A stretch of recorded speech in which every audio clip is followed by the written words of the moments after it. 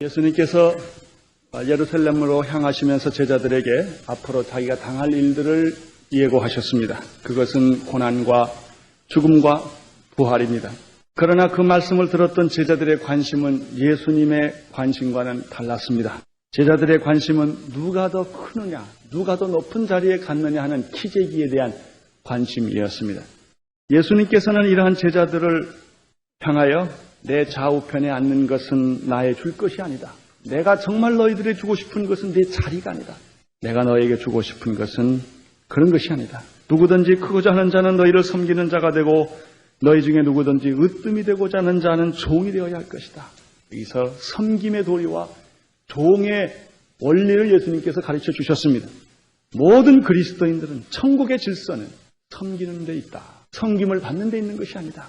그래서 본의 아니게 섬김을 받는 위치에 있는 사람들은 정말 기도를 2번 더 해야 됩니다. 남은 사람, 다른 사람을 부릴 수 있는 위치에 있는 사람, 명령을 내릴 수 있는 그런 위치에 있는 사람들은 정말로 하나님 앞에 더 기도하는 삶을 살아야 합니다. 왜냐하면 자칫 잘못하면 우리는 지배자가 되기 쉽기 때문입니다. 우리는 섬김을 받는 자가 되기 쉽기 때문입니다. 그런 특권을 주신 것은 그 특권을 이용하라는 것이 아니라 그 자리와 특권은 섬기는 데 사용하라고 우리에게 주셨기 때문입니다. 그리고 나서 예수님은 자기가 세상에 오신 목적을 이렇게 말씀하셨습니다. 인자에 온 것은 섬김을 받으려 온 것이 아니라 섬기려 하고 자기의 목숨을 많은 사람의 대속물로 주려 합니다. 이 말씀은 예수님은 자기 중심의 삶을 살지 않았다는 것을 알 수 있습니다. 예수님의 관심은 오로지 하나님이었습니다. 하나님의 뜻을 이루기 위하여, 하나님의 영광을 위하여 그의 삶이 결정된 것입니다. 자기에게 관심 있는 사람은 언제나 문제가 많습니다. 섭섭한 것이 많습니다. 갈등이 많습니다. 그러나 그리스도에게 관심 있는 사람은 자기가 그리스도에게 씌어짐을 당하는 사람이기 때문에 어느 곳에 어떤 상황에 어떤 대우를 받든지 그것은 문제가 되지 않습니다. 어떤 대우를 받느냐로 사람들은 자기의 위상을 결정합니다마는 그리스도는 어떻게 섬기느냐로 자기의 위상이 결정이 되는 것입니다. 마태복음과 마가복음에서는 여리고를 떠나는 무렵에 2 사람을 만났다라고 기록되어 있고 누가복음은 여리고에 가까이 오실 때 2 사람을 만난다는 상반된 기록이 있습니다. 아마 이것은 예수님께서 옛 여리고를 떠나 새 예리고로 향하는 길목에서 소경 거지 2 사람을 만난 것이 아닌가 추측해 볼 수가 있습니다. 예수님께서 이 여리고를 떠나는 그 무렵에 길가에 앉아서 구걸하는 2 거지를 만났다 이렇게 되었습니다. 그런데 이 2 거지는 소경이었다라고 기록되어 있습니다. 마가복음에 의하면 그 2 사람 중에 한 사람의 이름을 밝히고 있는데 디메오의 아들 바디메오였다 이렇게 또 설명을 하고 있습니다. 그러니까 2 사람 중에 하나는 바디메오였고 그 사람들은 길거리에 있는 거지였는데 지나가는 사람들의 동냥을 받는 것입니다. 누가 그런 말을 합니다. 그 장사를 하려면 조사를 어디다가 가게를 차리면 좋을까? 거지가 있는데 가게를 차리면 제일 좋답니다. 사람이 제일 많이 잘 다니는 거지들이 제일 잘한대. 어디에 사람이 많이 다니나? 특별히 요즘들은 아주 직업적인 거지들이 있습니다. 교회마다 택시 타고 다니는 거지들이 있습니다. 예배 끝날 때 여기 왔다, 끝나면 또 저기 갔다 하는 그런 거지도 있다는 얘기를 들었습니다. 그러나 여기에 거지는 그런 화려한 거지가 직업적 거지가 아닙니다. 구걸하지 않으면 살 수 없는 그런 거지였습니다. 그러나 그 사람은 유감스럽게도 육체의 불구자였습니다. 볼 수 없는 소경이었다라고 설명합니다.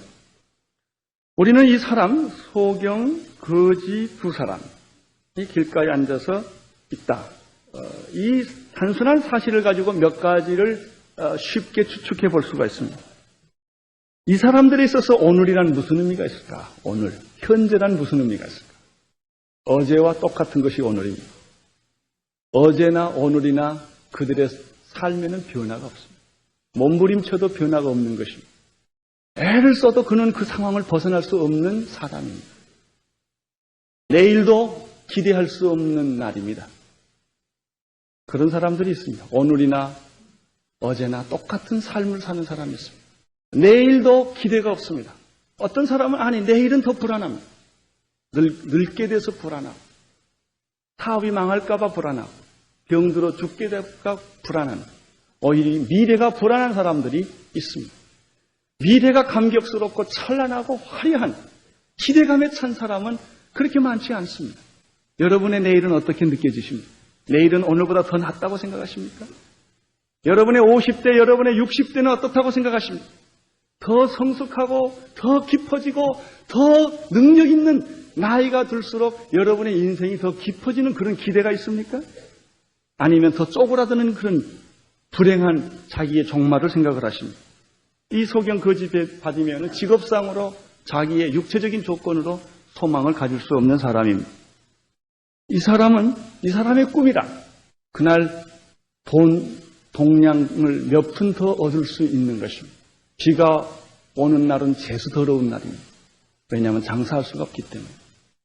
비가 오고 사람의 발자국 소리가 많은 날은 그래도 이 사람의 입술에 입가에 미소를 띄울 수 있는 그런 삶을 사는 사람이라고 말할 수 있습니다. 이 소경에는 자기가 결혼을 해본다든지 직장을 가져본다든지 좋은 옷을 입어본다든지 또 좋은 집을 가져본다고 하는 것은 상상할 수 없는 그림의 떡입니다. 그건 꿈입니다. 현실적으로 그것은 불가능합니다.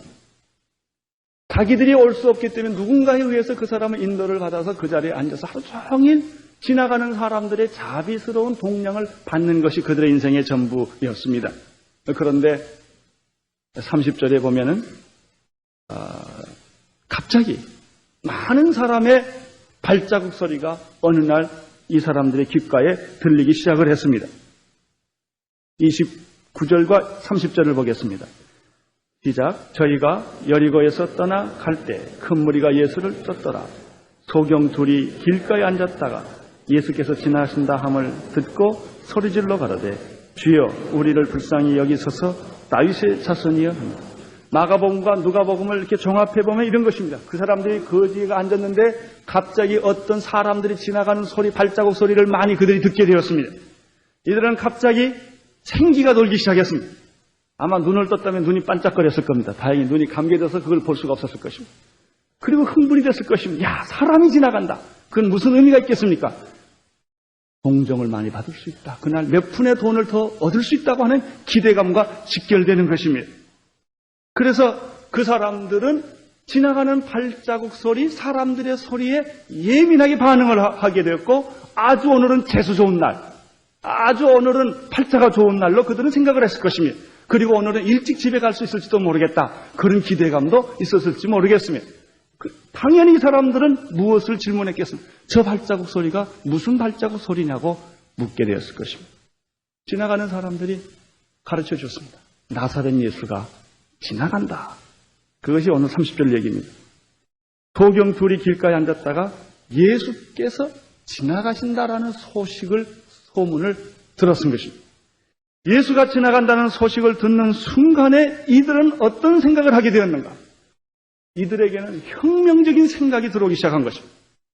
이들은 지금까지 돈 몇 푼을 얻으려고 했던 그 기대감은 간 곳 없이 사라져버리고 새로운 생각이, 새로운 충격이 번개같이 그들의 마음을 사로잡기 시작을 한 것입니다. 예수가 지나간다는 그 순간에 그들은 돈을 잃어버린 것입니다. 예수가 지나간다는 순간에 그들은 구걸하던 생각을 잃어버린 것입니다. 그리고 그 생각은 완전히 180도 회전을 해버렸습니다. 예수가 지나간다. 그 마음속에 새로운 생각이 떠오르기 시작을 한 것입니다. 이것은 천지개벽할 사건이었습니다. 우리는 이런 추측을 하나 해볼 수가 있습니다. 이 본문을 자세히 보면 이런 추측이 가능합니다. 이 소경 거지 바디메오와 그 친구는 그렇게 소망 없는 우울한 삶을 계속 살다가 어느 날 이 나사렛 동네에 이상한 젊은 청년이 하나 나타났다라는 소문이 들었을 것입니다. 근데 그 청년은 참 신비한 청년이었다. 이상하다. 많은 사람들이 그 말로 소문이 난 것입니다. 마태복음 4장에 보면은 허다한 소문이 온 세상에 퍼졌다고 말했습니다. 근데 그 예수가 와서 말씀을 하는데 한 번도 들어보지 못했던 자기들의 바리새인들과 서기관들의 종교 지도자들에게서 들어보지 못했던 이상한 메시지를 한다. 그런데 그 사람은 기적이 일어났다. 그 사람이 말하면 기적이 일어난다. 안진뱅이가 일어나고 봉사가 눈을 뜨고 문둥병이 낫고 귀신이 나가고 바다가 잠전하고 5천 명이 먹고 남는다는 그런 소물들이 끊임없이 흘러넘치는 것을 이 소경 거지 바디메오는 분명히 들었음에 틀림이 없습니다. 죽은 자가 살아난다는 기적도 들었습니다. 많은 사람들이 구름대처럼 예수에게 몰려간다는 소식을 들었습니다. 어떤 소경들은 예수까지 앞에 가서 눈을 떴습니다. 그런 많은 소문 중에서 이 소경에게 제일 관심 있는 소식은 소경이 눈 떴다라는 소문이 아니었을까 우리가 쉽게 생각할 수가 있습니다. 그렇습니다. 분명히 그랬을 것입니다. 이 사람들 마음도 나도 예수를 한번 만나보고 싶다. 그러나 오늘 이 처지를 보면 지금까지 예수를 못 만난 걸 보면 이 사람들의 형편과 처지가 예수를 만날 형편이 되지를 못했다. 거지의 입장이었고 봉사였고 또 누가 이 사람을 예수 앞에 데려다 줄 만한 그런 분위기가 안 됐다는 것을 우리가 여기서 짐작을 할 수가 있습니다. 예수를 만나보고 싶었으나 만날 수 없었고 그것은 하늘의 별 따는 것처럼 불가능한 상상할 수 없는 일이었습니다. 우리 같은 거지가 어찌 예수를 만날 수가 있겠는가? 그리고 세상에 아무리 그래도 봉사가 눈 뜬다는 것이 사실일 수 있겠는가? 이런 생각들을 많이 하고 그들은 오늘 또 여리고 한 길목에서 구걸하는 어제와 똑같은 삶을 살고 있었을 것입니다. 그런데 동전을 더 얻을 수 있는 몇 푼을 더 얻을 수 있는 그 기쁜 소식인 줄 알았던 발자국 소리가 예수 그리스도가 지나간다는 행차의 소식이라는 것이 그들이 듣게 되었을 때 그 순간 이 사람들의 마음은 어떻게 변했겠습니까? 구걸이 문제가 아니었을 것입니다. 체면이 문제가 아니었을 것입니다. 지금 상황이 문제가 아니었을 것입니다. 일생일대초로의 찬스였습니다. 기회였습니다.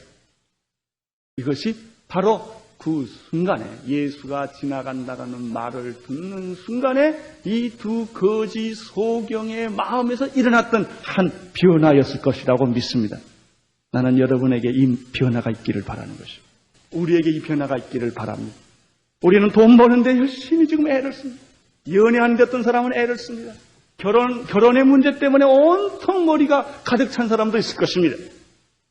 어떤 사람들은 직장 문제나 대학에 가는 문제나 여러 가지 세상 문제로 우리가 온통 지금 뒤범벅이 돼가지고서는 어찌할꼬 하고 왔다가 나는 어느 순간에 예수 그리스도가 여러분의 마음을 두드리고 여러분의 마음에 찾아오는 순간에 이 모든 생각들은 순식간에 사라져 버리고 내가 예수를 만나야 돼.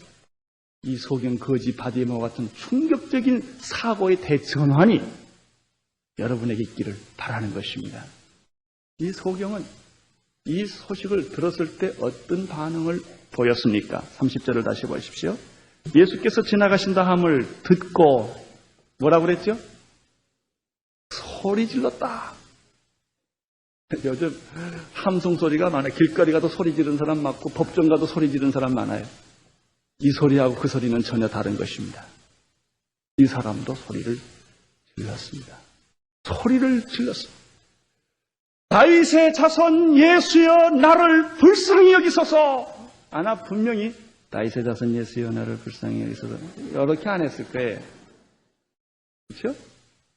이 사람이 이런 결정적인 순간에 어떤 사람은 아주 점잖게 하는 사람, 지성적으로 기도하는 사람이에요. 소리 질러 기도하면 아주 야하고 좀 천하다고 생각해요. 이 사람은 야한 사람이요. 아주 좀 주책 없는 감정적인 사람이요. 응급 환자가 무슨 지성을 찾습니까? 지금 교통사고에서 죽게 됐는데 소리 지르지 지성적으로 말할 수 있어요? 저를 병을 좀 고쳐주실 수 있겠습니까? 못해요. 여러분, 우리가 인생이라고 하는 것은 응급 환자와 같은 것입니다. 죽게 되어 있는 사람이 무슨 지성이 필요합니까? 무슨 이성이 필요합니까? 지금 죽게 되는. 그 영혼이 지금 죽게 되어 있는. 이 사람은 체면을 차릴 시간이 아닙니다. 물론 거지에게도 체면이 없다 이렇게 말할 수는 없겠지만 지금 문제가 심각합니다. 이 사람들은 소리를 질렀다. 다윗의 자손 예수여 나를 불쌍히 여기소서. 그것은 예수님의 귀에까지 들릴 수 있도록 그 많은 사람들의 행차에 모든 시끄러운 소리를 뚫고 나갈 수 있도록 아마 소리를 지르는 외침이었을 것입니다. 여기서 우리는 첫 번째 하나의 사실을 배웁니다. 거지 소경 바디메오가 구원을 받고 눈 뜨는 기적을 받게 되는 하나의 첫걸음을 배우게 됩니다. 그것은 기회가 왔을 때 놓치지 않았다는 사실입니다. 결정적인 순간에 그런 모든 것을 포기하고 뛰어들었다는 것입니다. 저는 오늘 이 교회 성도 여러분들이 그런 축복이 있기를 바랍니다.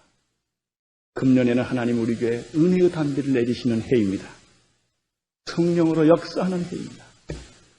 여러분, 아직도 예수 그리스도를 체험한 일이 없다면, 그저 교회만 왔다 갔다 하는 정도로 끝났다면, 여러분의 하나님이 여러분의 머릿속에만 남아있다고 한다면, 복음이라고 하는 것이 하나의 교양으로 남아있는 사람들은 오늘 여러분이 예수 그리스도를 만나는 이런 결정적인 기회를 꼭 가지시기를 바랍니다. 제일 불행한 사람은 교회를 교양으로 예수를 교양으로 믿는 사람. 하나의 도덕으로 믿는, 교회 왔다 갔다 하는 정도로 믿는 사람. 사람들은 대개 하나님을 자기 정도로 생각을 합니다. 하나님이 자기보다 크시다고 생각을 못하는 것입니다. 자기 이성에 이해되어야 하고, 자기 지성에 이해되어야 하고, 자기 상식에, 자기 세계에 갇혀진 하나님을 찾고 있습니다. 그 하나님은 하나님 아니십니다. 하나님은 여러분보다 크신 분이십니다. 여러분의 생각보다 크시며, 여러분의 지성보다 크시며, 여러분의 능력보다 크신 분이 하나님이십니다. 오늘 여러분, 그리스도가 지나가신다. 이 소식을 듣자마자 그 소식은 곳곳에서 들으실 수가 있습니다. 여러분의 새벽 기도 나오다 들으실 수가 있고, 구역 예배 드리다가 들을 수도 있고, 어느 순간에 그리스도께서 여러분의 인생 삶 전체에 인격적으로 감추어졌던 그 하나님이 성령을 통하여 여러분에게 역사할 때가 있습니다. 여러분이 곤궁에 빠졌을 때 하나님이 역사하기가 쉽습니다. 여러분이 질병으로 불치병 속에서 절망 속에 있었을 때 그 하나님은 가까이 오시고 계시는 것입니다. 이 소경은 그 기회를 놓치지 않았다고 하는 것입니다. 그런데 두 번째 하나 발견하는 것은, 내가 믿음의 선택을 했을 때, 하나님, 주님께 가까이 갔을 때 방해 세력이 나타난다고 하는 사실을 보게 됩니다. 31절, 무리가 뭐 했죠? 꾸짖어 뭐라고 그랬죠? 잠잠하라 그랬습니다. 주위 사람들은 예수님께 충성하기 위해서 예수님의 뜻을 저버릴 때가 많다는 사실을 배웁니다. 예수님의 관심은 창녀에게 있었고, 소경에게 있었고, 거지에게 있었고, 세상에게 버림받은 사람에게 있었던 것을 성경에서 봅니다. 오히려 우리들이 예수님의 뜻에 정반대적으로 행동할 때가 가끔 있다는 것을 저는 자신이 느낍니다. 이 사람들도 마찬가지였습니다. 어느 불청객의 외침 소리가 나타났을 때 그것은 예수님의 행차를 방해하는 사건으로 규정한 것입니다. 그리고 그 사람을 향하여 사람들은 조용하라, 시끄럽다, 입 닥쳐라 라는 말로 무수히 그 사람들을 핍박을 했을 것입니다. 무리가 꾸짖었다고 말했습니다. 잠잠하라고 말했습니다. 소리 지르지 말라고 말을 했습니다. 그때 이 소경들의 태도는 어떠했습니까? 31절, 더욱 소리 질러, 줄을 터 더욱 소리 질러 이렇게 됐습니다. 다시 말하면 방해하는 세력이 어떤 세력이든지 굴복하지 않았다는 것입니다. 주님께 나아가는 두 번째 길, 첫째는 기회를 포착하라. 지금은 은혜 받을 만한 때요, 구원의 날이로다.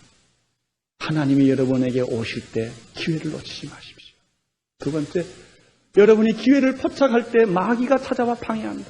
주위 세력이, 환경이 여러분을 방해한다. 그때 절대로 이 방해하는 세력에 지지 말라. 거기서 거꾸로 떨어지지 말라는 것을 우리가 여기서 발견하는 것입니다. 마가복음 10장 48절에도 더욱 심히 소리질러 라고 했고, 누가복음 18장 39절에도 더욱 심히 소리질렀다라고 말했습니다. 첫 번째 소리 지르는 것은 소리였고, 두 번째 소리 지르는 것은 그 원어적으로 보면 비명에 가까운 말이었다는 의미가 내포되어 있습니다. 비명을 질렀다. 거지들은 이렇게 말했었죠. 야, 아무리 우리가 거지지만 창피하다면 조용하자. 이렇게 스스로 말할 수도 있을 거예요. 우리 같은 거지가 그렇지, 주님의 행차를 방해할 수 있겠는가? 이런 자책감을 가졌을지도 모르겠습니다. 그러나 이 소경 거지 바디메오나 그 친구들에게는 이런 것이 지금 문제 삼을 때가 아니었습니다. 그들은 더욱 소리를 질렀습니다.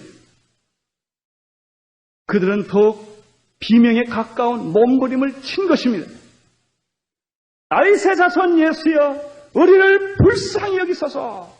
아마 그들은 정말 있는 힘을 다하여 소리를 질렀으리라고 생각을 합니다. 저는 이 두 번의 외침을 통해서 이런 반성을 해봅니다. 우리는 너무나 신앙을 갖는 일을 편안하게 생각하지 않습니까?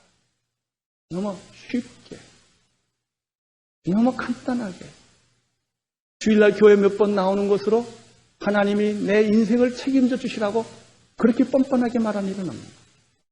저는 그저께인가요?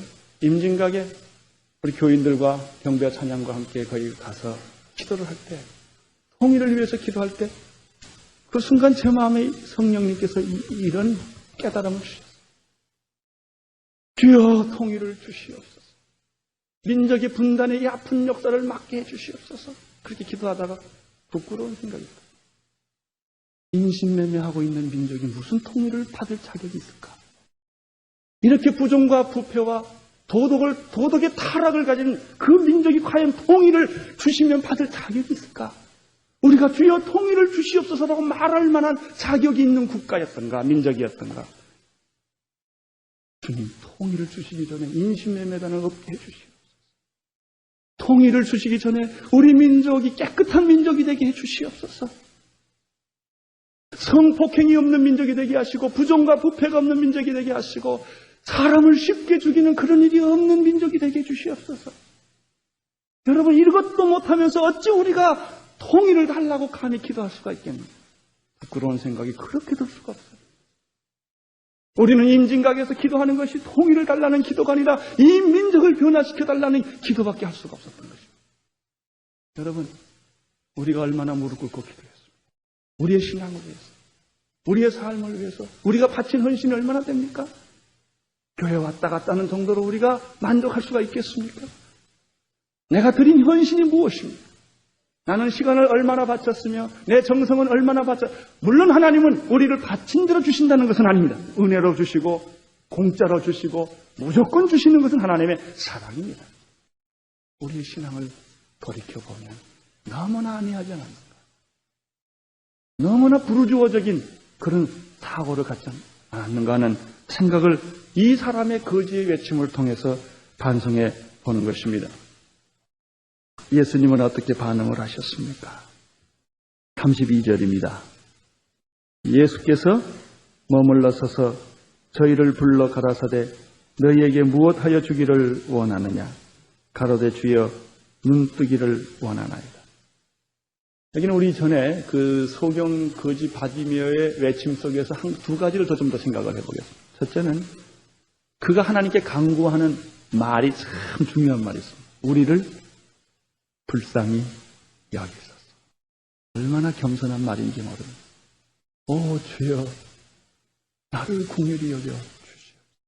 이것은 가난한 과부의 기도와 같은 것입니다. 헌금을 내면서도 부끄럽습니다. 나는 부끄러워서 이 헌금 내기가 참 하나님께 미안하지만 불쌍히 여겨주시고 이 헌금을 받아주시오. 이것은 가난한 마음. 가난하지 않는 사람은 이런 말을 못합니다. 자기가 무엇이 있다고 생각하는 사람은 자기의 의지로, 자기의 지식으로, 자기의 능력으로, 자기의 돈으로, 자기의 젊음으로 하나님께 뭘 해줄 수 있다고 생각합니다. 그런 사람은 자기를 불쌍히 여겨달라는 말을 할 수가 없습니다. 나를 불쌍히 여겨주시옵소서. 주님, 나는 가진 것이 아무것도 없습니다. 내가 할 수 있는 것도 아무것도 없습니다. 나는 무능한 사람입니다. 내 마음은 파괴된, 내 마음은 찢겨진, 나는 내 마음을 내가 뚫어보니까 내 마음에는 아무것도 없습니다. 깡통입니다. 과거에는 내가 무엇이 있는 줄 알았는데 나를 들여다보니 내가 아무것도 없습니다. 하나님 앞에 나는 드릴 것도 없습니다. 하나님 앞에 나는 요구할 것도 없습니다. 오로지 내가 하나님 앞에 요구할 수 있는 것은 당신의 자비와 긍휼밖에는 나는 기다릴 것이 없습니다. 이 얼마나 가난한 마음입니까? 이 얼마나 겸손한 기도입니까? 여러분 이런 기도를 하고 싶지 않습니까? 주님, 우리 가정에 긍휼을 베풀어 주시옵소서. 나는 내 힘으로 내 가정을 끌어갈 능력이 없습니다. 나는 내 아내를 끌어갈 능력이 없고 내 자식을 끌어갈 능력이 없습니다. 내가 아무리 해도 변화시킬 능력이 내게 없습니다. 나는 내 시부모를 변화시킬 능력이 없습니다. 나를 불쌍히 여겨. 교회적으로도 그런 기도를 해야 합니다. 주님, 우리가 어찌 이 교회를 부흥시킬 수가 있다는 말입니까? 주여, 우리 교회 사역을 우리가 어찌 할 수 있다는 말입니까?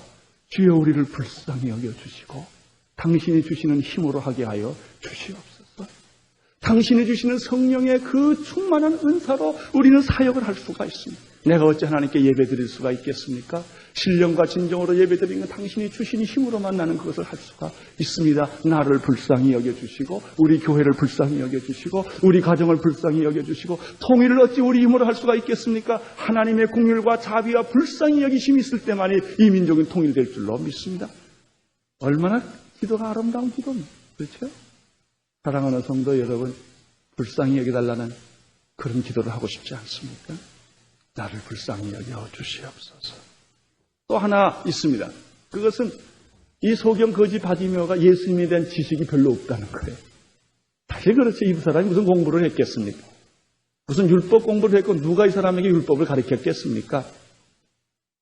이 사람은 알고 있는 것은 소문에 의하면 예수가 나사렛 사람이라는 정도밖에는 별 것이 없었어요. 그래서 그가 외치는 것은 나사렛 예수여 나를 불쌍히 여기소서. 하나님의 아들 당신은 그런 베드로처럼 고백도 주는 그리스도시여 살아계신 하나님의 아들입니다. 이런 고백도 못했어요. 여러분 가운데 믿음이 없다고 생각하는 사람, 성경 지식이 없다는 사람, 예수에 대해서 아주 많은 것이 없어도 괜찮아요. 이 소경 거짓들 뭘 몰라도 주님 나는 당신만 붙듭니다. 이거 하나면 돼요. 이제부터 배우겠습니다. 네? 나는 하나님 없으면 못 삽니다. 하나님 사랑. 예수님 나는 잘을 모르는데 내가 가만 보니까 내 마음에 예수님이 나의 주님 같습니다. 나를 붙들어 주시고 나를 불쌍히 여겨 주시옵소서. 여러분 수천 마디의 화려하고 유창한 입술의 신앙 고백보다 이런 단순한 마음에서 우러나는 고백이 더 중요한 것이죠. 진실이 더 중요합니다. 여러분이 가지고 있는 수많은 성경에 대한 지식보다도 그 지식이 믿음으로 합하여 자기 것이 되지 않는 한 여러분의 지식은 여러분을 교만하게 만들 것입니다. 여러분이 교회 다녔다는 경력은 여러분을 교만하게 만드는 것 외에는 의미가 없습니다. 이 사람처럼 나는 아무것도 아는 것이 없는데 아는 건 예수님이 다윗의 자손 같다는 그 얘기 하나밖에 없다 이거예요. 그러나 그걸 붙들고 애걸하며 비명을 지르며 소리 지르는 우리는 이 소경 거지 바디메오의 순수하고 절박한 그런 믿음을 보는 것입니다. 예수님이 오셨습니다. 2절과 33절에 보면 예수께서 멀리 서서 저희를 불렀다고 그랬는데 누가복음에 보면은 마가복음에 보면은 이런 말이 있습니다. 예수께서 머물러 서서 저를 부르라 하시니 저희가 그 소경을 부르되 안심하고 일어나라. 주님께서 너를 부르신다. 이렇게 자세히 설명이 되어 있어요. 예수님이 아마 제자를 시켜서 가서 데려오라고 그랬나 봐요. 소경의 요청을 거절하지 아니하시다. 거지의 요청을 거절하지 아니하시는 예수. 여러분 2000년 역사상 예수님의 앞에 왔다 거절당하고 간 사람을 보신 일이 있습니까? 그런 소문을 들어본 일이 있습니까? 그런 기록을 만나본 일이 있습니까? 없습니다. 주님 앞에 와서 거절당한 사람은 아무도 없습니다. 예수님은 이 소경 거지 바디메오와 그 친구의 외침을 듣고 걸음을 스톱했습니다. 나는 우리 주님이 여러분 앞에 설 수 있게 되기를 바랍니다. 여러분의 믿음의 간구를 들으시고 예수님이 지나가지 아니하시고 여러분 앞에 서시고 우리 예수님이 이 교회에 서시고 여러분 주님이 없는 예배를 드린다고 상상을 해보십시오. 하나님의 임재가 없는 예배를 우리가 드린다고 상상해 보십시오. 얼마나 처절하고 비참하겠습니까? 하나님이 받으시지 않는 예배, 주님이 들어주시지 않는 예배. 주님은 스톱하셨습니다. 구하고 찾고 두드리는 자에게는 응답하시는 우리 주님, 거절하지 않으시는 주님, 상하고 애통하는 마음으로 자기를 찾는 자를 결코 내쫓지 아니하시는 오히려 서서 기다리시는 우리 주님을 여기서 바라보는 것입니다. 제자들이 이렇게 말했습니다. 안심하고 일어나라. 주님이 부르신다. 자비한 주께서 부르시네. 부르시네. 그런 찬송입니다. 우리 주님은 여러분을 부르십니다. 여러분이 어떤 처지에 있다 할지라도 주님은 여러분을 사랑하시고 이해하시고 눈물을 닦아주시고 등을 두드려 주시고 여러분의 상처를 어루만져 주시고 자기 품에 오시기를 주님은 기다리고 계시는 분이십니다. 예수님이 이 소경 두 거지를 만나셔서 첫 번째 던진 질문이 있습니다. 내가 내게 무엇 해주기를 원하느냐? 조금 생각을 갈등을 느껴요. 나 같은 사람도 왜 이 사람이 소리 질렀는지는 알 것 같아요. 그렇죠? 예수님이 모르셨겠어요? 예수님같이 똑똑하신 분이? 그런데 뭐 해줄까? 약 올리는 것 같았고. 아시면 그냥 해주면 좋지 않겠어요? 그래, 내가 얼마나 눈 뜨고 싶었겠니? 눈 뜰지어다. 딱 그러면 될 텐데. 그렇게 안 왔어요. 내가 너에게 뭐 해줄까?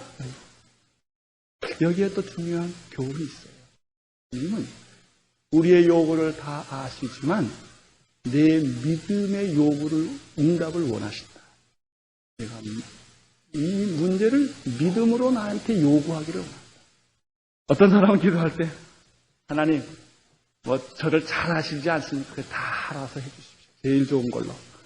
이것은 굉장히 순종하고 아주 믿음 좋은 기도 같은데 사실은 막연한 기대요, 책임 전가하는 기도예요.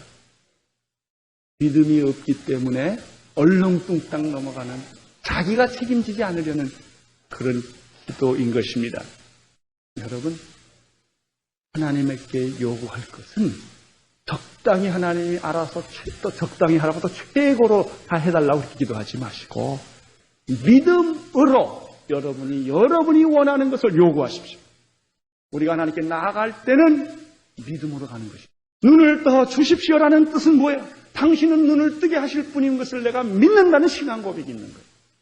나를 축복해 주십시오라는 뜻은 뭐예요? 하나님이 축복을 해줄 수 있는 분이라는 것을 믿지 않고 어찌 우리가 축복을 원하겠습니까?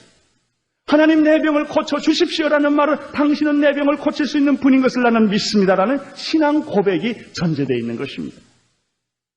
예수님은 이 사람에게 이것을 지금 확인시켜주고 있고 훈련시켜주고 있는 것입니다. 무엇을 원하느냐?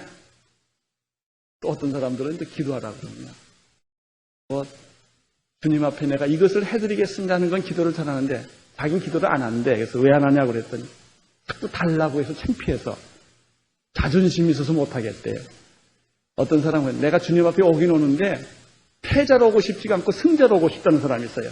사업 망해서 다 보니까 그렇게 오는데 자기는 자존심이 상해서 못 오겠대요. 아니, 망하지 않으면 오겠어요? 여러분, 배고플 때 오시고 망할 때 오시고 병들 때 오시는 걸 주님이 원하세요. 건강한 자에게는 의원이 쓸 데 없습니다. 병든 자에게만 의원이 쓸 때가 있습니다. 죄인이라고 느끼는 사람에게 예수인 것입니다. 의인이라고 생각하는 사람에게 어찌 예수가 될 수가 있겠습니까? 겸손하게 주님께 오십시오. 그분께 위탁하십시오. 자비한 주께서 우리를 부르시는 것입니다. 이제 주님께 와서 이 사람들이 간구를 한다. 주여 보기를 원하나이다. 오늘 이것이 중요한 제일 큰 메시지. 이 사람들은 한 푼의 돈을 요구하지 않았습니다. 좋은 직장을 요구하지 않았습니다. 주님, 내가 결혼하고 싶습니다. 이런 소리도 안 했습니다. 짝을 좀 구해 주십시오. 이런 말도 안 했습니다. 집을 주십시오. 그런 말도 안 했습니다. 내 평생 먹고 살게 해 주십시오. 그런 말도 안 했습니다. 이들이 외친 것은 무엇이었습니까? 보기를. 현명한 사람입니다. 그가 벌 수 있다면 일할 수 있습니다. 그가 벌 수 있다면 그는 돈 벌 수 있습니다. 그가 벌 수 있다면 모든 것 다 할 수 있습니다. 가장 중요한 것을 그는 요구했던 것입니다. 사랑하는 성도 여러분, 여러분이 하나님에 대한 갈망과 간절한 기대와 소망은 무엇입니까? 지금 주님이 여기 나타나셔서 내가 너에게 무엇을 해주겠느냐고 92년도 내가 너에게 뭘 하나 해주고 싶은데 뭘 해주겠느냐고 물으면 여러분들은 이 소경 거지들과 같이 주여 내가 이것을 원합니다라는 말을 할 수가 있겠습니까? 오늘 나는 여러분이 그러한 간절한 기도와 기대와 신앙적인 열망, 소망이 여러분 마음속에 분명한 그림을 그리고 확신 있게 여러분이 간구할 수 있게 되기를 바라는 것입니다. 나는 오늘 우리 온누리교회에 대한 간절한 갈망은 무엇입니까? 영적인 대각성이 일어나는 것입니다. 그 하나입니다. 나는 이 땅에 일어나는 것은 무엇입니까? 통일이 아닙니다. 영적인 대각성이, 대부흥이 이 나라, 이 강산에 넘치기를 나는 기도하는 것입니다. 그 하나입니다. 내 개인의 소망은 무엇입니까? 주님도 알기 원하는 것입니다. 내가 눈을 떠서 하나님을 더 깊이 하는 것보다 더 위대한 소망이 어디 있겠습니까? 나는 하나님 더 알기를 원합니다. 내가 하나님을 더 깊이 알기를 원합니다. 내가 하나님의 음성을 듣는 사람이 되기를 원합니다. 내가 하나님과 에녹처럼 동행하는 사람이 되기를 원합니다. 내 평생에 하나님을 선전하는 사람이 되기를 원합니다. 건강, 이건 다 그 다음 문제. 나는 건강 아니에요. 첫 번째 목표. 온누리교회가 나는 성숙하지 않는 사람들로 성장하는 걸 제일 겁을 냅니다. 아무리 이렇게 사람이 많이 와도 헌신한 사람이 없다면, 알맹이가 없다면 이 많은 사람은 무슨 의미가 있는가? 그것이 축복일까? 아닙니다. 나는 적당히 믿는 사람이 우리 교회에 많아질까 봐 아주 걱정입니다. 반으로 줄어들었으면 좋겠어요. 적당히 믿을 사람은 이 교회 오지 마세요.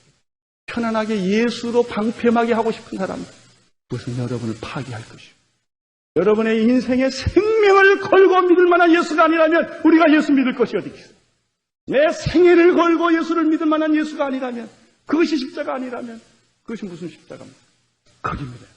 거기. 아주 정말 독하게 믿어야 된다. 일주일에 하루만이 하나님의 날이 아니라 일주일 전체가 하나님의 날이에요. 내가 하나님께 돈을 드리는 것이 아니라 하나님의 돈을 우리가 쓰는 것이요. 내 시간을 하나님께 바치는 것이 아니라 하나님의 시간을 우리가 성지기로 쓰는 것. 이런 삶을 살아야 됩니다. 내 것이 어디 있냐면 내 것이. 여러분께 어디 있어요? 하나도 없어요. 어째서 여러분 자식입니까? 하나님의 자식이지. 내 자녀가 어디 있습니까? 하나님의 자녀지. 하나님이 쓰고자 할 때는 언제든지 여러분의 자녀를 다 내놓을 수 있어야 합니다. 이삭처럼. 그런 믿음까지 가지 않으면 이 교회가 어찌 세상에 능력을 받을 수가 있겠습니까? 어찌 이 세상을 구원할 능력 있는 교회가 빛과 소금이 되는 교회가 될 수가 있겠습니까? 오 하나님이여, 우리는 이 두 소경처럼 눈을 뜨기를 바랍니다. 오늘 이렇게 여러분이 기도하시기를, 내 영안이 열리기를 바랍니다. 세상 것은 그렇게 잘 보면서도 하나님에 대해서는 눈을 감고 있는 나가 아닙니까? 세상의 잡다한 소리는 너무나 잘 듣고, 정치 소리, 뉴스 소리, 세상 소리는 너무나 예민하게 잘 들으면서도 하나님의 음성에 대해서는 귀먹고 있는 내가 아닙니까? 우리가 희노애락 인간 만나면서 기쁘기도 하고 슬프기도 하고 분노하기도 하고 예민하게 느끼고 반응하면서도 하나님에 대해서는 돌멩이처럼 묻은 내가 아닙니까? 오 하나님이여, 다윗의 자손 예수여, 나를 불쌍히 여겨주셔서 오늘 눈을 뜨게 해주시고, 진정으로 볼 것을 보게 해주시고, 느낄 것을 느끼게 해주시고, 들을 것을 듣게 해주시는 아버지 하나님, 내 생애 일대 혁명이 일어나게 하여 주시옵소서. 여러분, 그런 기도를 하고 싶지 않습니까? 이것이 오늘 두소경 거집가 우리에게 주는 메시지. 예수님은 34절에 보면 이런 말씀이 있어요. 예수께서 어떻게 여기서? 할렐루야, 민망히 여겼다. 예수님이 우리를 불쌍히 여겼다. 불쌍히 여겨서 저의 눈을 만지시니 곧 보게 되었다. 보게 돼서 저희가 예수를 쫓습니다. 할렐루야. 오늘 예수님이 여러분의 눈을 다 만져주시기를 나는 주의 이름으로 축원합니다. 눈을 만져서 육신의 눈, 감겨있는 눈, 비누를 다 떼시고 훌륭한 눈을 갖게 되기를 바랍니다. 예수를 보게 되시기를 바랍니다. 그리고 예수를 말씀처럼 따라가시기를